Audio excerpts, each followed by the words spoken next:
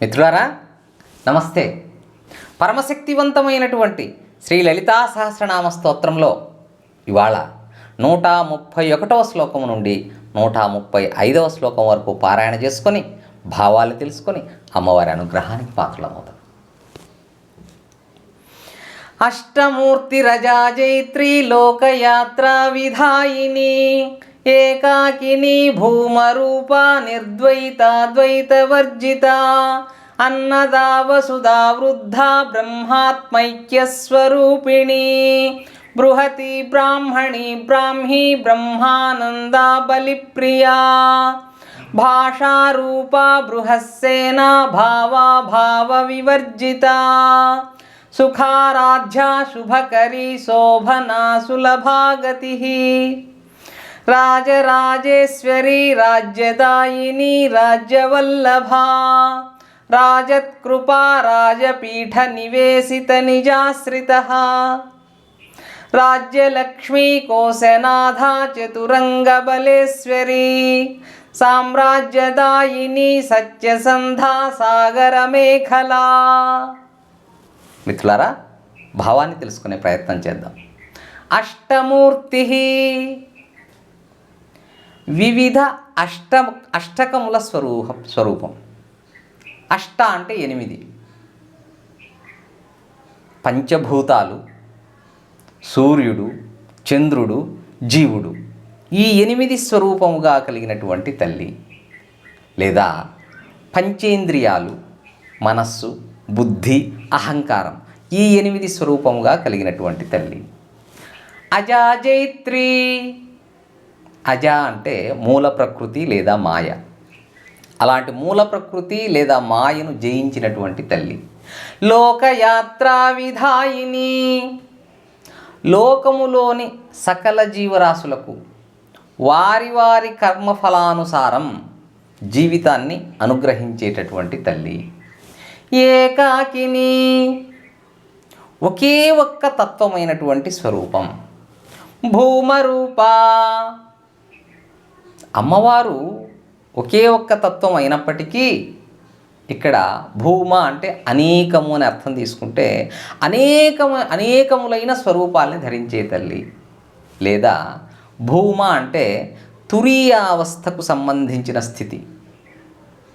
మనం శారీరక అవస్థల్లో 4 అవస్థల్ని చెప్పుకుంటాం. జాగ్రత్తావస్థ,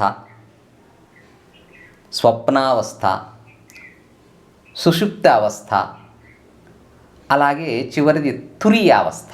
అంటే రెండవ దాని గురించి ఆలోచించుటకు అవకాశం లేని స్థితినే తురీయ స్థితి అంటాం.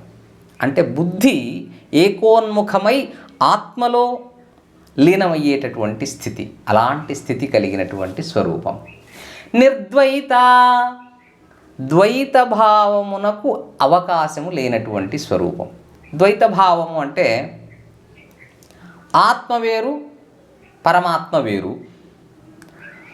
ఆత్మ పరతంత్రమైనది, పరమాత్మ స్వతంత్రమైనది. ఇలాంటి భావాలనే మనం ద్వైతము అంటాం.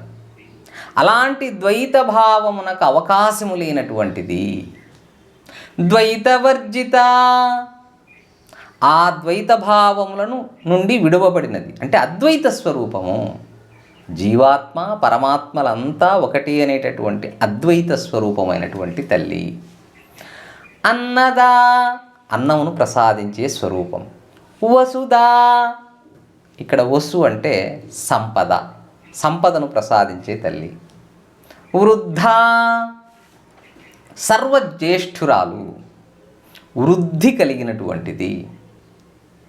ఈ సృష్టికి పూర్వమే ఉన్నటువంటి తల్లి కాబట్టి ఆమె వృద్ధ.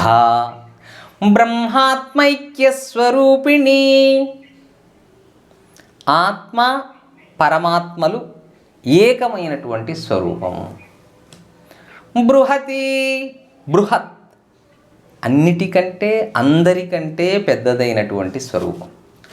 బ్రాహ్మణి, బ్రహ్మజ్ఞాన స్వరూపిణైన తల్లి.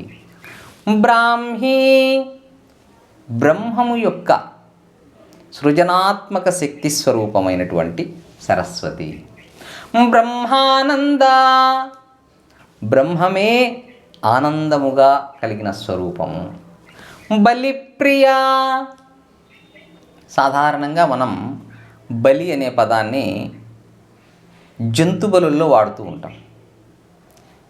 ఏ దేవతైనా దేవుడైనా తాను సృష్టించినటువంటి ఈ జీవరాశిని తిరిగి తనకు అర్పించమని, ఆ జంతు బలిని చేయమని, అలా చేస్తే తను అనుగ్రహిస్తానని ఎక్కడా చెప్పదు.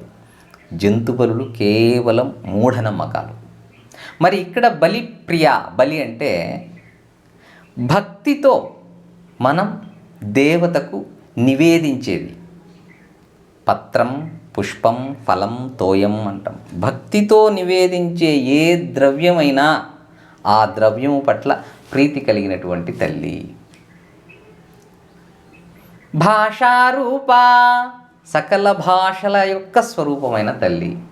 బృహస్సేన, గొప్పదైనటువంటి పెద్ద సేనా సమూహము కలిగిన తల్లి. భావాభావ వివర్జిత, భావము అభావము. భావం అంటే ఉండటం, అభావం ఉండకపోవటం. ఈ ఉండటం ఉండకపోవటం అనే రెండు స్థితులకు అతీతమైనటువంటి స్వరూపము. సుఖారాధ్య, నిత్య తృప్తుల చేత ఆరాధింపబడే తల్లి. అమ్మవారిని ఆరాధించటానికి ఆర్భాటాలు, ఆడంబరాలు అవసరం లేదు. త్రికరణ శుద్ధి, ఆత్మసమర్పణ బుద్ధి ఉంటే చాలు, అమ్మవారు మనల్ని అనుగ్రహిస్తుంది. శుభకరి, శుభములను కలిగించే తల్లి. శుభములు కరములుగా కలిగిన తల్లి. శోభన సులభాగతి, వైభవములైనటువంటి పురుషార్థాలు, ధర్మ అర్థ కామ మోక్షాలను పొందుటకు సులభమైనటువంటి మార్గమైన రూపము. రాజరాజేశ్వరి, రాజులకే రాజులైనటువంటి వాళ్లకు అధినాయకురాలు. లేదా ఇక్కడ రాజా ప్రకృతి రంజనాత్, ప్రకృతిని ప్రజలను రంజింపజేసేవాడు రాజు. మనం ఇక్కడ రాజు అంటే చంద్రుడిగా తీసుకోవచ్చు. ఎందుకంటే చంద్రుడు సకల ప్రకృతిని, సకల మానవాళిని ఆనందింపజేస్తాడు కాబట్టి ఆయన్ని రాజు అంటే చంద్రుడు. మరొక రాజు రాజ, మరొక రాజు అంటే యజమానిగా అర్థం తీసుకోవచ్చు. ఎలా అంటే ఒక గృహానికి సంబంధించి గృహాన్ని పాలించేవాడు ఆ గృహస్థు లేదా యజమాని. అలా ఇక్కడ చంద్రుడికి యజమాని. రాజ అంటే చంద్రుడికి యజమాని అంటే శివుడు. శివుడికి ప్రాణేశ్వరి అంటే ఆ లలితాంబిక. రాజరాజేశ్వరి, శివుడికి ప్రాణేశ్వరి అయినటువంటి తల్లి. రాజ్యదాయిని, రాజ్యాన్ని వ్యక్తుల యొక్క యోగ్యతను బట్టి, అర్హతను బట్టి రాజ్యాలను ప్రసాదించే తల్లి. రాజ్యవల్లభ, సకల విశ్వ సామ్రాజ్యానికి అధినాథురాలైనటువంటి తల్లి. రాజత్కృప, విస్తారమైనటువంటి దయను ప్రసరించే తల్లి. రాజపీఠ నివేశిత నిజాశ్రిత, అమ్మవారిని కనుక భక్తితో ఆమె పాదాలను ఆశ్రయిస్తే రాజపీఠ నివేశిత, సింహాసనంపై కూర్చుండబెట్టేటటువంటి తల్లి. అంటే సమాజంలో గౌరవాన్ని ప్రసాదించేటటువంటి తల్లి. రాజ్యలక్ష్మి, రాజ్యములోని సకల సంపదల వైభవ స్వరూపమైనటువంటి తల్లి. కోశనాథ, కోశము అంటే ఇక్కడ సంపద లేదా ధనం, ధనానికి అధినాయకురాలు. లేదా పంచకోశాలు, అన్నమయ కోశం, ప్రాణమయ కోశం, మనోమయ కోశం, విజ్ఞానమయ కోశం, ఆనందమయ కోశం. ఈ పంచకోశాలకు అధినాయకురాలు. చతురంగ బలేశ్వరి, చతురంగ బలాలు అంటే రథ, గజ, తురగ, పదాతి దళాలు. రథాలు, గజం అంటే ఏనుగులు, తురగం అంటే అశ్వాలు లేదా గుర్రాలు, పదాతి దళము అంటే నేల మీద యుద్ధం చేసేటటువంటి సైన్యం. ఈ చతురంగ బలాల స్వరూపమైనటువంటి తల్లి. సామ్రాజ్యదాయిని, మోక్ష సామ్రాజ్యాన్ని అనుగ్రహించేటటువంటి తల్లి. సత్యసంధా, సత్యమునకు స్థానముగా కలిగినది, సత్యస్వరూపినైనటువంటి తల్లి. సాగర మేఖల, సాగరము అంటే సముద్రం, మేఖల అంటే మొలనూలు లేదా వడ్డానం. అంటే జీవానికి ఆలవాలమైనటువంటి సముద్ర జలాల్ని, అండాల్ని ధరించేటటువంటి గర్భాశయము కలిగినటువంటి ఆ కటిభాగానికి వడ్డానముగా ధరించినటువంటి తల్లి. మిత్రులారా, తర్వాతి శ్లోకాలకి మరో వీడియోలో భావాలు తెలుసుకుందాం. శుభం భూయాత్. స్వస్తి.